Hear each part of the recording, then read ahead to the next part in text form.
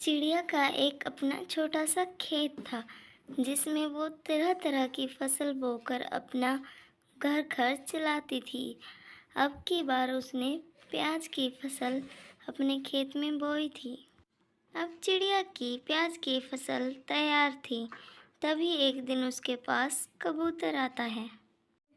मुबारक हो रानू बहन, मुबारक हो। अब की बार तो आपके भाग्य ही खुल गए। आपके गरीबी के दिन समझो गए। मैं अपनी भिंडी की फसल लेकर मंडी में गया था। वहाँ से पता चला कि प्याज की फसल के रेट 500 रुपये किलो है। आपकी तो चांदी ही चांदी है।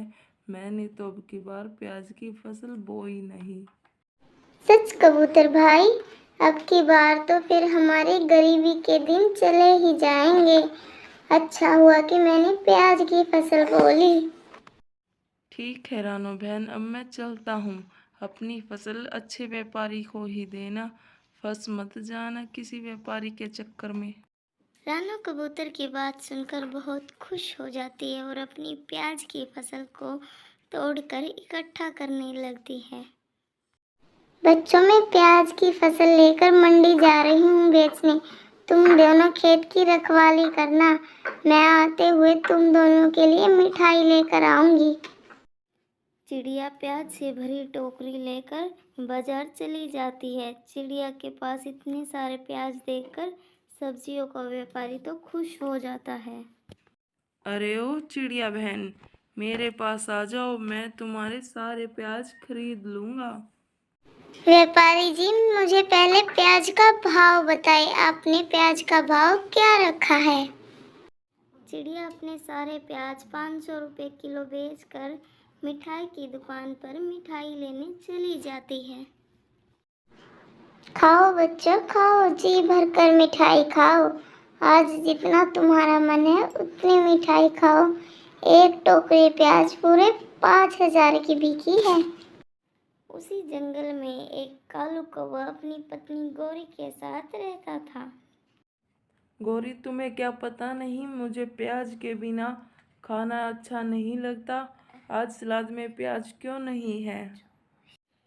कालू जी, मैं प्याज लेने गई थी, लेकिन जब मैंने प्याज का भाव सुना तो हाय तौबा कर गई। प्याज का भाव पूरे 500 रुपये किलो है। आप ही बताइए मैं कैसे प्याज लेकर आती। लेकिन कालू तो गौरी की कोई बात नहीं सुनता और बाहर चला जाता है। इतने सारे प्याज! चिड़िया ने अब की बार प्याज की खेती की है। मैं इसके प्याज चुराऊं कैसे? ये तो अपने बच्चों के साथ यहाँ खेत की रखवाली कर रही है। कालू जी, आप बिना खाना खाए कहाँ चले गए थे? गौरी, जब मैं बाजार जा रहा था प्याज लेने के लिए, मैंने देखा कि चिड़िया ने अब की बार प्याज की खेती की है। मैं सोच रहा हूँ कि छोटी चिड़िया को डरा धमकाकर उसका खेत हम ले लें। फिर क्या था, चिड़िया को डराने के लिए गौरी और कालू चिड़िया के खेत में चले जाते हैं। छोटी चिड़िया, चुपचाप तुम ये खेत हमें दे दो, नहीं तो तुम्हें और तुम्हारे बच्चों को हम नहीं छोड़ेंगे। ऐसे कैसे गौरी और कालू, मैं तुम्हें अपना खेत दे दूं? इस खेत में मैंने बहुत मेहनत से फसल उगाई है। ये खेत मेरा है। तुम ऐसे डरा कर मुझसे मेरा खेत नहीं ले सकते। ओवे छोटी चिड़िया, बहुत जुबान निकल गई है तुम्हारी, बहुत चू चू कर रही है। जाती हो या लगाऊं दो? तुम्हें और तुम्हारे बच्चों को इतना मारेंगे कि तुम दोनों हद मारे हो जाओगे। फिर गौरी और कालू बेचारी चिड़िया को डरा धमका कर वहाँ से भगा देते हैं। कालू जी, अब तो हम फ्री में प्याज खाए बींगे और बेचे बींगे और अमीर बन जाएंगे। भगवान मेरे साथ ही ऐसा क्यों करता है? पहले मेरा पति मुझसे छीन लिया और अब उस गौरी और कालू ने मेरा खेत मुझसे छीन लिया। अब मैं अपने बच्चों को लेकर कहाँ जाऊंगी? चिड़िया की सारी बातें एक पेड़ सुन रहा था। फिर वो बोलता है, छोटी चिड़िया, तुम बहुत नेक दिल हो। मैं तुम्हें ये कुछ जादुई बीज देता हूँ। तुम ये जाकर नदी में डाल देना। तुम्हारे प्याज की फसल अपने आप उगकर तैयार हो जाएगी।